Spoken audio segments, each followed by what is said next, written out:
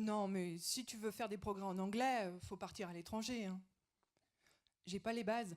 En fait, ma prof au collège, elle était toujours absente. English, yes, it's very useful, but comment on dit déjà? It's not my priority. Je suis enseignante d'anglais à l'université et des commentaires comme ceux-là, j'en entends à peu près tous les jours en cours. En fait, ils sont très nombreux, ces étudiants en droit, en physique ou en sciences de l'ingénieur, qui continuent à étudier l'anglais à la fac, souvent par obligation, sans avoir fait le choix de faire des langues. Ils appartiennent à ce qu'on appelle le secteur LANSAD, les langues pour spécialistes d'autres disciplines. Mes étudiants à moi, ils sont spécialistes de psychologie.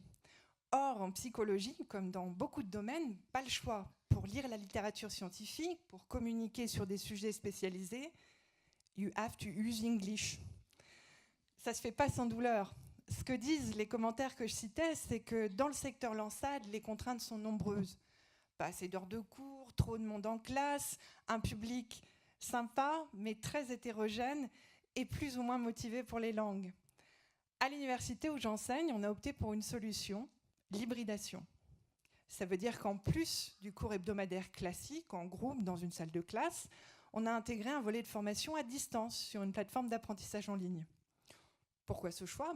Grâce à l'hybridation, on fait plus d'anglais chaque semaine, on travaille à son rythme, c'est individualisé, on n'est pas noyé dans le groupe, et surtout, on devient plus actif et plus autonome. Ça, c'est sur le papier. Mais en vrai, est-ce que l'hybridation, c'est vraiment THE solution?